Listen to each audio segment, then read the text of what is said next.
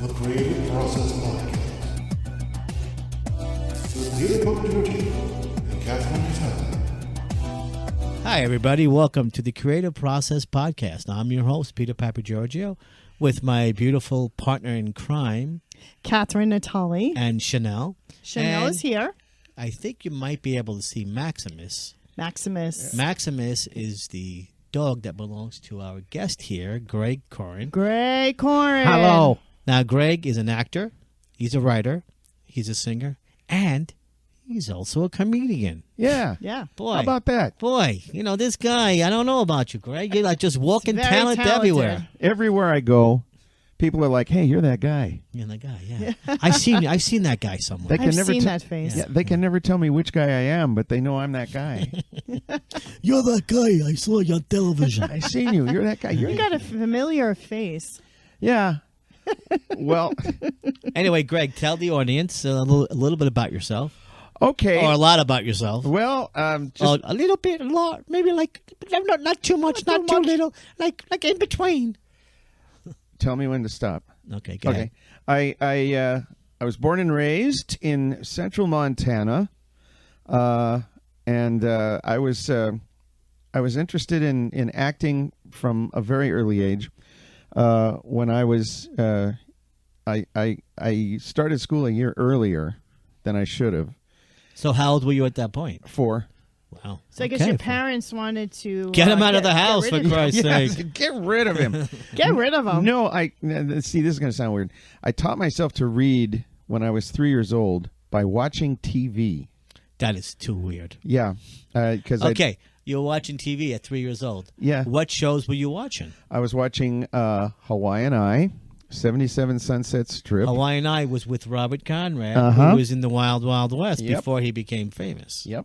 And Hawaiian Eye. Hi. Gunsmoke. Connie Stevens. Connie Stevens, who I met later when I moved here to Las Vegas. She was a little hottie, that's for sure. Oh, she was then, too. I met her like 20 years later when I moved to Las Vegas. Oh, you met her on And- the strip? Yeah, Oh. at the Aladdin, which Nice. is now Planet Hollywood. Wow.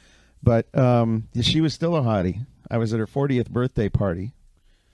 Whoo! Yes. I got to tell you. Yeah, let me tell you. And this was in the 70s, so you know what it was. You know what that was probably Oh, like. yeah, baby. Ah. Anyway, so you want to continue with your But- story about watching TV and Well, learning how anyway, in those days, when the title cards would come up, the announcer would say the title of the show. You know, like Hawaiian Eye or the FBI, a Quinn Martin production. You know, and I figured out that what the guy was saying was what it said on the TV. So Very nice, Greg. yeah. So I taught before you know it. I was reading. You know, my mom worked at a grocery store, so she was bringing comic books home, and I was reading them to all the neighborhood Spider-Man, kids. Superman. Well, no, this was before that. This was Superman. Superman. Yeah, But this Superman. was a few years before Spider-Man. Oh, before Spider-Man. Did you right, say right. the comic books? I did, and I sold them all before I left Montana. Wow. Yeah. Greg, you could have been a millionaire today. Yeah, I know. You But screwed well, up, there's buddy. another story too. There's another story. But anyways, so they put me in school a year early, and the public school system in Great Falls wouldn't take me. So my aunt was Catholic, so she got me into a Catholic school, and we had a French nun there who was teaching everyone how to speak Get French. me to a nunnery. Well, no, she taught us all the kindergarten kids how to speak basic French, That's good. and then Do you our- still remember it now? it's coming back to me. It's coming back to me Parlez-vous français? because yes, parlez-vous français? revoir. Oh, oui, très bien. And the because Jacques in the box? this is my friend Jacques Strap. We had a French girl from Cirque du Soleil audition for Evil Dead, and she was speaking French all the time, and it came back to me in little bits and pieces. Mm-hmm. But our kindergarten class play was Little Red Riding Hood in French. We had to learn it all in French, Wow. and so that's when I bless you. That's when I decided that that I liked acting. And plus, in those days, you know, as I got older, each house only had one TV set, and you watched what Dad watched. And back then, I'm sure the TV black was and white. Black and white. And in that part of Montana, we only had 3 stations? 2. Two Two stations. Oh my God. What was And- it, like Channel 2, Channel 4? It was or- Channel 3 and Channel 5. Right. And Which was what, ABC, Channel CBS? well, Channel 3 was the NBC station, and Channel 5 was the ABC station, and then they would split up the CBS programming and run them at really weird times. Wow. Oh, wow. Yeah, and but you watched what Dad watched. So Dad watched Jackie Gleason. Dad watched Ed Sullivan. Okay. Dad watched Red Skelton. If there was a Marx Brothers movie on, Dad watched that. If there was a W.C. Fields movie on, Dad watched that. And Abbott and Costello? Abbott and Costello. In fact, the Channel 3 had a thing. think, Chanel, stop that. I think our co-host Chanel is upstaging us. Abbott and Costello every Friday after school. Channel 3 had an Abbott and Costello movie to start the weekend Oh, off. okay. So we watched all of that. Pardon my sarong. And Abbott and Costello meet Frankenstein. the settle down now. Chanel. It's Chanel. I've So- never seen Chanel like that before. So we got here. Oh, Max is getting upset. So, anyways, what we would do is, that gave me a whole new appreciation of comedy, and then I would memorize the jokes and tell them at school, and that's where all of that came from. That's where all of that came from. So Catherine, what are you doing? I got that. Okay. I got that appreciation through that, and that's what I did No. Okay. as a child. No. It's okay. Don't worry about it. This is live, so, I mean, Yeah. it's fine. Live TV, folks. Got a little problem with Chanel, so. Live TV, folks. Live TV. Well, somebody has to watch it. Just don't leave her out there. Catherine. She'll be fine. No, tell James. I mean, because if someone opens the door, she could walk right out. That's all we need. Oh, where's Chanel? I don't know. Oh, she's out playing in traffic. She's riding the elevator up and down. And so, so that's where that came from. You get the appreciation of comedy through that. And then, I would... Did you like who was, when you were watching these movies, who was like your favorite comedian? Whatever, comedians. Well, I liked Red Skelton because he did all the different characters. But then Yeah. Jackie Gleason also had all the different characters. Yeah, he did, yeah. And Dad also liked Danny Thomas, Bob Hope. I mean, everything. You name it, my dad would watch it. And So tell us. So later on, you're in high school, Uh-huh. and that's when you started getting the confidence to act, or Yeah, well, we had a really good drama coach at my high school, and he had an eye for You had one eye or two eyes? he had two eyes, but one of them was a special eye. the middle eye. Yeah, he had the third eye. Yes. And he could Twilight's on an spot- episode. He could spot people. He said, "Okay, that kid's good. She's good. He's not so good, but she's good. He's good." And so he would kind of take a certain group of kids, of which I was a member, and just kind of like push us in certain directions Yeah. to do things. Like he would somehow. I guess Carol Burnett made them available to high schools. Scripts from her. Oh. From the TV Wow. From the TV Yeah. show. Oh. Yeah. And so he got a hold of a bunch of those, and he put us all in a group. I think there was 6 of us, three guys, 3 girls, and he would send us around to all the other classes. Now, did you play the Tim Conway parts? I was Harvey Korman most of the Harvey time. Korman. So comedy is your thing, or is it I was everything now? Well, now it's everything because I've branched out into somehow, and I don't know how. I ended up in the Shakespeare, the local Shakespeare group Here in Vegas. here in Vegas. Yes, the Shakespeare Institute of Nevada. Yes. Yeah. And I'm sorry. Go ahead. oh yeah, so I ended up doing everything. I was King Duncan in Macbeth, which is not funny. How do you approach the creative process in regards to anything you're doing, writing, acting? Well, writing, I have to be inspired. What inspires you? Different things. Different things. It could be just something that somebody said. And it just like bing. Yeah. Yeah. It's like, well, I was watching something that I never watch. I was just channel surfing, and I saw the Money Guy on. Oh, Kramer. Yeah. And he said something about the Mongolian stock exchange. There's a Mongolian stock exchange? Boom. I wrote a sketch about the Mongolian Stock Exchange, like Right. Genghis Khan and all these Yeah. guys. And and then we did a lot of improv for Evil Dead, and we wanted to do some backstage videos. Yeah, so tell us about Evil Dead, because you were on for 5 years Yes. in Las Vegas Strip. Yes. So tell us, what was it like at the first night of opening when you did the role of Jake? I was Because scared. that character was off the wall. Well, you guys saw it after I'd been doing it for about 2 or 3 years. My first night up there, I was like, because we only got 3 rehearsals. That's it. That's it. You went in. You had to have your lines learned. You went in for your blocking rehearsal. Then after your blocking rehearsal, you went in for your music rehearsal. And then right after your music rehearsal was your choreography rehearsal. And then you were on stage. So tell me, Yeah. so tell me about, because you sang, okay, Mm-hmm. and it was pre-recorded. So how does that work? If you screw up, Well, if then you're What the song is The pre-recorded song- with the the singing? music, the music music was- is pre-recorded. So if you Yeah. kind of, I don't know, you kind of screw up a little bit, how do you survive? You just have to keep going, Yeah. because the music was like when you've got a live band on stage, you can work with them and you can rip off of them. Yeah. But if you got pre-recorded music, and that kind of scared me at first too, because I'd never done a pre-recorded show before. Right. I've always worked with live musicians, As opposed to Dead. as opposed to I had a couple of you don't know about anyway. So Halloween is coming up. and it was we had zombies.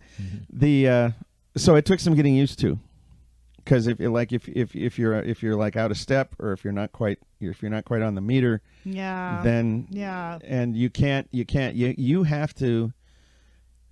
have to adjust yourself to the music. The musicians can't adjust themselves to you. That's Yeah, true. right, That's yeah, true. So yeah. if you miss a lyric, Yeah. did you ever miss lines? How do you survive being on stage and you miss a cue or a line? I could probably do like a lot of stories on my part when Well- I act on stage or whatever. You have to improvise. Yes, improvise. Yeah. Yeah, and sometimes your partner is the one who forgot the line, Oh, yeah. and you're waiting because there's action. And that line is not coming, and you're kind of like, I will get a pot of tea now. Yeah. We actually had to do that because, like I said earlier, we only got 3 rehearsals. Yeah. And they threw one girl on stage, and she was not ready. And What happened then? yeah, she blanked on us quite a few times, and that's when you just look. Fortunately, we had another cast member. I called him Giant Ash because he was 6'8". But you just He played the Bruce Campbell part. the Bruce Campbell role. Yeah, and you look up, and I'd look at him, and he'd look at me, and we just start riffing. Say, aren't you supposed to be? No, not me. Well, what do you call it when? Hey, is this like John F. Kennedy? You guys had a lot of props, we did. and that's tricky too. Props can be great, and they can be a nightmare. Especially when they fall apart when you pick them up. Yeah, Yeah, that's kind of bad. Yes, one night he grabbed his chainsaw and the blade fell off. And How'd you get around that? he riffed on it again, and I just picked it up and jammed it back on and said, "There, I fixed it." And his boomstick fell apart a couple times Yeah, too. wow. When he goes to fire it, and then the barrel falls off, and you just have to $79.95 at S-Mart. That's, I had an experience one time. I had to change clothes in between the scene, and my shoes were missing. And I was going on a date. It was a play where I was about to go on a date, and I couldn't find my shoes backstage. And I kept going to the stage manager, and he kept going, I don't know where they are. I go, what? So what I did was I walked out barefooted. yeah. I said, well, I'm sorry. I lost a shoe, so I'm gonna go outside on our date barefooted. I want to figure out how it feels. Yes, so we can go barefoot in the grass. Yeah, barefoot in the grass. Oh, we had And one the girl. guy should have said, you know what? I'm going to do it too. Yeah, let's Yeah. take I'll take take off off my our shoes. Yeah, we'll run around barefoot. Yeah. Well, we had one girl who was she had terrible stage fright. Oh. And she'd run off stage and barf. But the sound guy wouldn't turn her microphone off. So we'd be right in the middle of the scene and you'd hear, Oh no! Oh, my God, Greg. Oh, there's wow. Cheryl again. There's Cheryl. Oh, Yo, she's crazy. That's terrible. That's terrible. Hey, Greg, do you want to tell the audience, what kind of like what projects you've worked on in the past? Well, there was Evil Dead, and right after Evil Dead closed, I did Young Frankenstein for a whole month. What part did you play? It was a double role. It was Inspector Kemp. It's an ugly thing. And then the Blind Hermit. Okay. So that was fun too because I'd have to run off stage, take off my Inspector Kemp outfit, put on the Blind Hermit robes, put on a wig, and then run back Wow. on stage. Yeah. And then as soon as that was over, run off stage again, put the Inspector Kemp thing, and I was always double checking to make sure that I took the wig off before I went back on. Yeah, And yeah. then, so that was crazy. And then right after that is when I got indoctrinated into the Shakespeare group. And But you used to do radio too, I remember. yeah, I did Back in, radio. Well, was it Montana?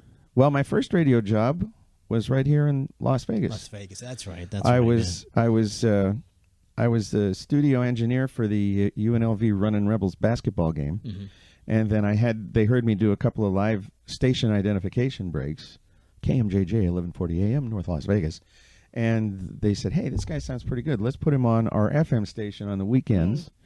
And then from there, I went back to Montana and did mornings there for 8 years, and from there I went to Scranton, Pennsylvania, where I did The just about- Office. Yes, I did. I got to meet most of those guys. There was an Office convention in town Wow. right before I left, and I have a video on YouTube where we make fun of the dialect. There's an actual dialect Of Scranton. in Scranton, Pennsylvania. Wow. And in fact, Greg Daniels, the producer, he says, "Yes, I've seen the video, but I don't want it to be that regional." They're the only person on The Office who could actually be from Scranton is Dwight. Everybody you go to Scranton, everybody there is Dwight Schrute. Everybody. But anyway, so I was there for 20 years, and worked at every radio station in town, did every shift. I even worked at WVIA, member-supported public radio for the Wow. northeastern Pennsylvania area and the Poconos. Programming on WBIA is brought to you by our sponsors. Thank you, sponsors.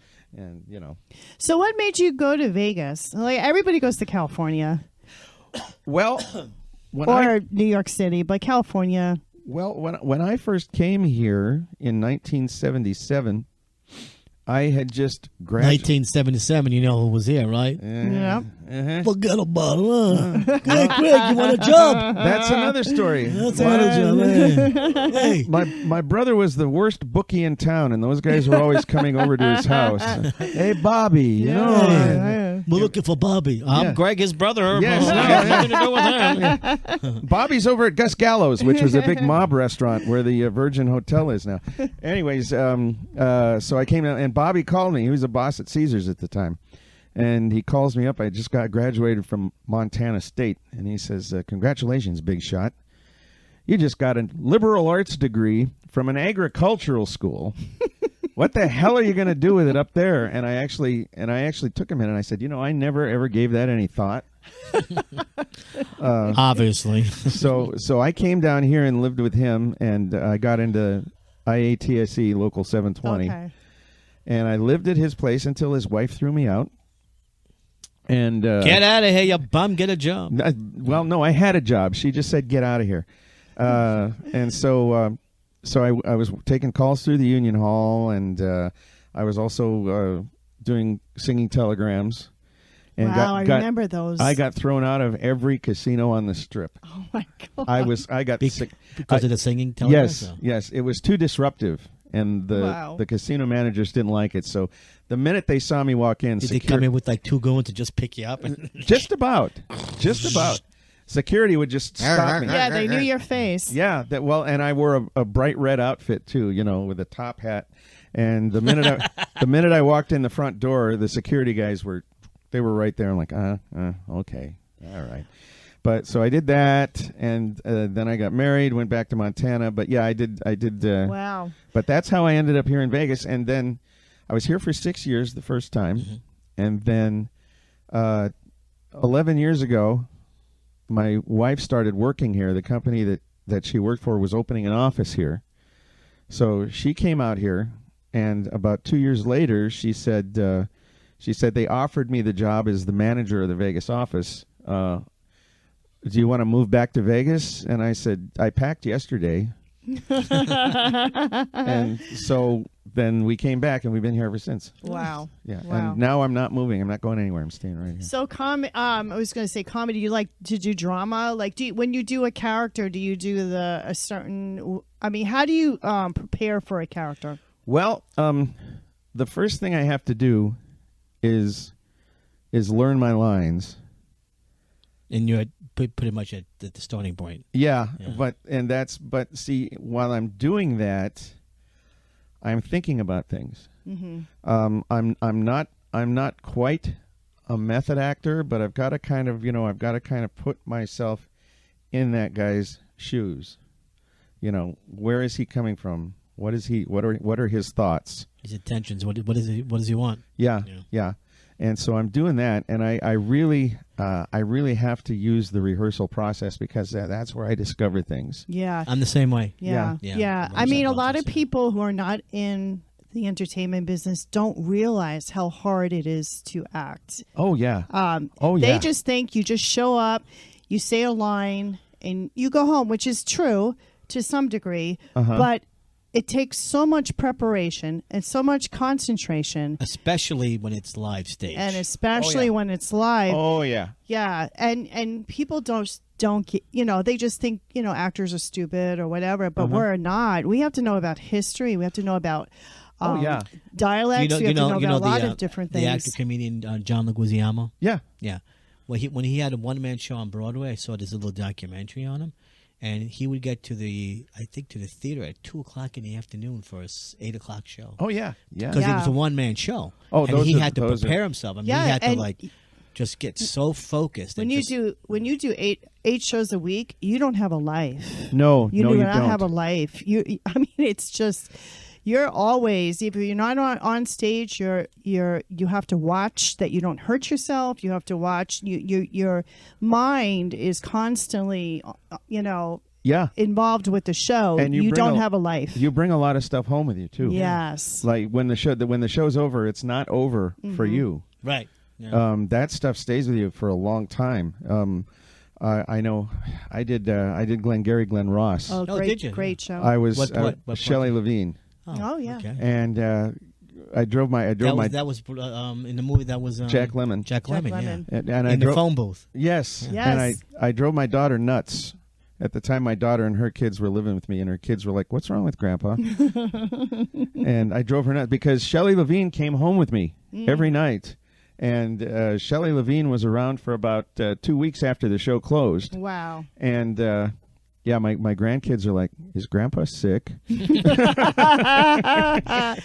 Yeah, that's true. Funny. I guess it affects, the creative process. It affects your wife, your husband, your kids, because you're so self-absorbed in the character. Mm-hmm. It's true. Now, what do you do to wind down when you've done a character and you come home and late at night you just watch TV or? Well, that's. You guys have seen my house. I build a lot of models. I have like all the Lost in Space models. I just got the Land of the Giants ship. That's true. All the Star Trek spaceships. Mostly Irwin Allen. I have stuff, yeah. I have a Seaview submarine. Too, yeah. I haven't tackled it yet because once I build it, it's going to be about as long as that piece of wood there. It's going to. Do you have the enormous. yellow flying sub? Yes, it's a little one that goes up inside it, and you can put it there, and it's. I haven't tackled that one yet. That's intimidating. But that's what I do to wind down. I paint. I put things together. Right. So you continue to create. Yeah, that's how I loosen up. Speaking of create, it's time to wrap. Yeah, the Try to creative wrap up the process. Creative Process podcast. Greg, do you want to give the audience a little contact information about you, buddy? Okay, well, Anybody who wants to contact Greg Korin? my phone number is 702-426-1470. No, it's not. Yeah, well, no, I don't have a landline anymore. We got rid of that. Don't confuse me like that. Don't give out somebody else's phone number and mess the whole thing up. 702-426-1470. Do you have a website? No, I do not. Do you have an email? Well, you're on Facebook. I'm on Facebook. Yeah, you can find them on Facebook. Well, not right now. You can't because I got thrown in Facebook jail. Oh my God! Their algorithm doesn't understand sarcasm. That's true. I know. Anyway, Oh, wow. Greg, thank you for being on the Creative Process thank podcast. you. And Thank the you so creative much. process continues. Bum, bum, Bum, ba, bum, da, da, bum, bum, ba, dum. See you next time, folks. Bye.